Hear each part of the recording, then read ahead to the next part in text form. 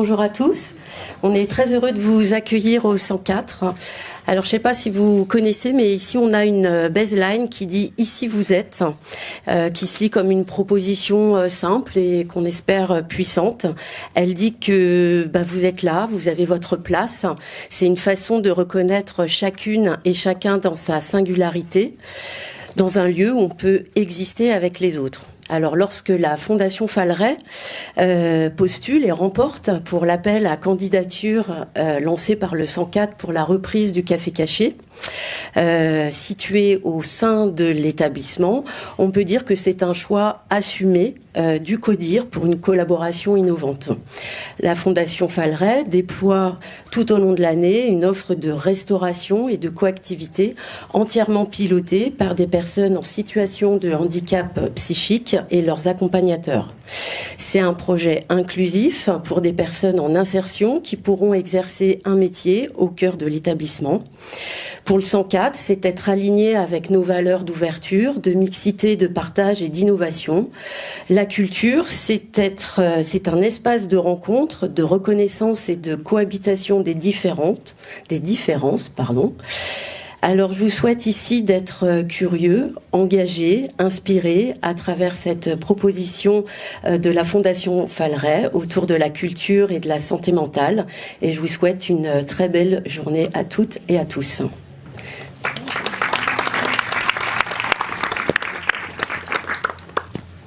Merci beaucoup. J'ai une question peut-être pour le docteur Rimbaud.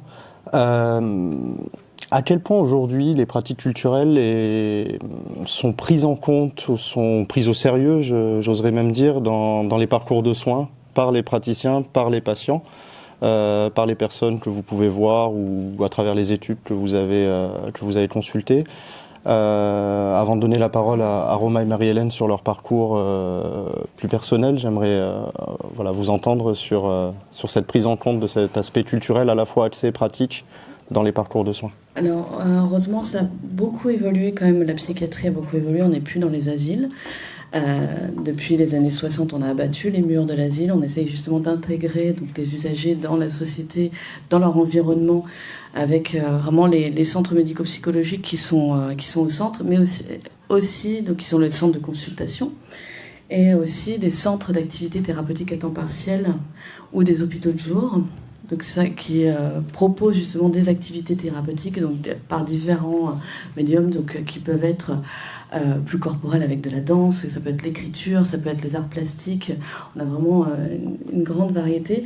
Dans le secteur dans lequel je travaille, c'est le secteur du 14e arrondissement. On a beaucoup de chance parce qu'on a des psychomotriciennes qui sont formidables et c'est vrai que même en intra-hospitalier, on a énormément d'activités qui sont proposées aux patients et donc on va essayer d'avoir un panel assez large. On va avoir des choses comme le jardinage, la relaxation, la danse, l'écriture, mais on essaye et même maintenant, on fait pas très longtemps, on a un acteur qui intervient et c'est formidable. Bon, ça vient de débuter, donc on n'a pas encore assez de recul, mais c'est vrai qu'on voit bien à quel point ça peut être absolument bénéfique pour les patients, que ce soit même sur l'utilisation passive, d'accompagner, d'organiser des sorties au musée. Je sais si c'est le bon moment pour parler de ce genre de... moi j'ai pu le voir sur certains patients, justement, le fait de sortir, d'aller vers là où ils n'iraient pas forcément les accompagner, ça a apporté beaucoup de bénéfices à nos patients. Et aussi de leur proposer de faire quelque chose, de réaliser quelque chose, que ce soit la sculpture, que ce soit de la peinture, des choses qu'ils ne feront pas naturellement, qui vont s'imaginer, non, c'est pour les enfants, ça ne me concerne pas, et en fait, complètement s'éclater et réaliser des choses formidables. Donc c'est vrai que nous, je trouve que c'est un médium passionnant. Oui, la question de la pratique artistique, en tout cas pour tous les publics accompagnés, c'est aussi la manière dont à travers l'art et la culture, en fait, ils peuvent se positionner en tant que participants d'un groupe, partager quelque chose. Et quand on chante dans une chorale, on donne un peu de soi, on partage et en fait on s'ancre dans une communauté. Pareil quand on est sur du théâtre ou de l'expression plastique, quand on fait de la sculpture ou de la peinture, en effet, on va exprimer à travers un geste, à travers une proposition, ce qui est au fond de nous, la façon dont on a envie de proposer et de le partager aux autres, en fait. On va le montrer quand on crée une sculpture. Et c'est ça, en fait, qui nous intéresse dans l'accompagnement des projets culture santé, c'est comment on replace les personnes dans la société grâce à leur expression, parce que parfois on n'a pas les mots non plus, donc on peut l'exprimer par le corps. Parfois on n'est pas très à l'aise avec son corps, donc on l'exprime autrement. Et surtout, à chaque fois qu'on fait une proposition un peu de création, en fait, on va avoir un impact sur son voisin, sur celui qui regarde, sur celui qui reçoit. C'est un impact positif ou non, hein, mais c'est une émotion. Et c'est ce qui est assez important, à mon avis, dans les propositions d'accompagnement dans la santé mentale. C'est la façon dont on redonne la place à chaque personne grâce à l'expression artistique, en fait. Romain, Marie-Hélène, on a parlé longuement pour préparer cette table ronde. Vous m'avez parlé de pratiques culturelles, de choses qui vous sont chères, notamment dans votre parcours de rétablissement. Quel projet, quelle pratique culturelle a été importante, sont toujours importantes pour vous, et voilà, quel est votre sentiment par rapport à ce que vous entendez en tant qu'usagère, en tout cas dans les SAVS, et en tant que praticienne, si j'ose dire, de culture au quotidien? Bonjour à tous, je me dévoue alors. Alors d'abord, peut-être je précise, c'est quoi un SAVS? Je suis en train de me dire que tout le monde ne sait pas ce que c'est. C'est un service d'accompagnement à la vie sociale. Et Anne-Gaëlle va me confirmer que je fais des fautes. Alors moi, je suis suivie... J'ai d'abord été suivie dans un CMP, un centre médico-psychologique, où je faisais aussi des activités au CATTP qui dépendait du CMP. Et puis après, j'ai été accompagnée, je suis toujours accompagnée depuis 4 ans maintenant par la Fondation Falleret dans son SAVS. Et puis depuis peu dans un dispositif qui s'appelle l'habitat inclusif, qui m'a aidé à retrouver un logement. Donc ça donne peut-être une vision comme ça des différentes structures qu'il peut y avoir à la Fondation Falleret. Et puis au niveau professionnel, parce que je pense que le côté culturel m'a aidé dans un parcours pour construire un projet professionnel, retourner vers le monde du travail. J'ai été suivie par un centre qui s'appelle Alexandre Dumas, de l'association Vivre, qui m'a aidé à reconstruire un projet professionnel. Je fais un stage d'orientation professionnelle pendant 6 mois, et il y avait beaucoup d'activités culturelles. Des sorties en musée, des ateliers d'écriture, des ateliers d'art plastique.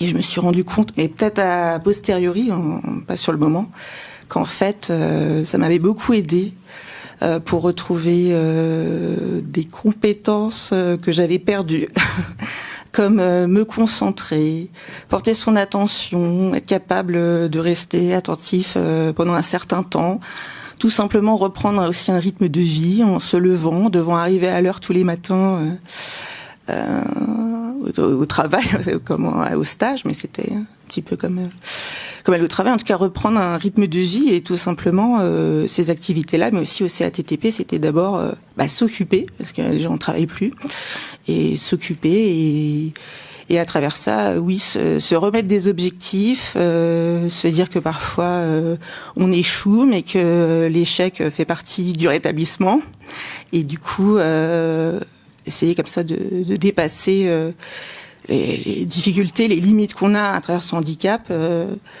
Et donc, je pense que tout l'aspect culturel m'a aidé à retrouver un mouvement vers le travail. Et notamment, puisque maintenant j'ai fait une formation de bibliothécaire l'année dernière, et je prépare maintenant le concours des bibliothèques de la ville de Paris. Et comme on parlait tout à l'heure de service public, je pense justement que pour l'accès à la culture, le premier accès à la culture, qui est gratuit et ouvert à tous, c'est justement les bibliothèques. Donc c'est peut-être aussi pour ça, inconsciemment, que je me suis tournée vers ce métier.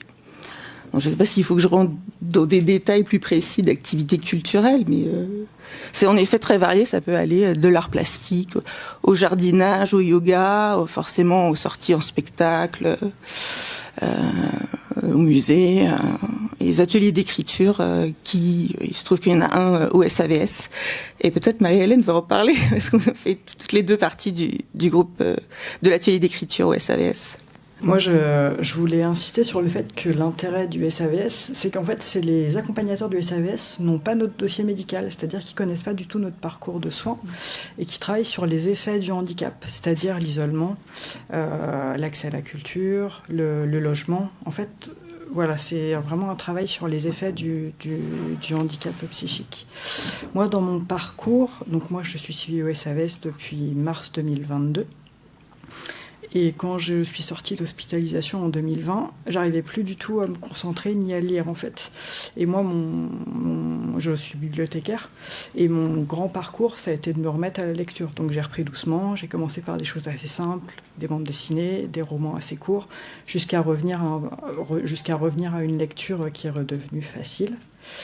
Au SAVS, il nous est proposé soit des sorties culturelles, soit de créer nous-mêmes de la culture. Donc l'atelier d'écriture dont parlait Romain, qui est une manière de remettre en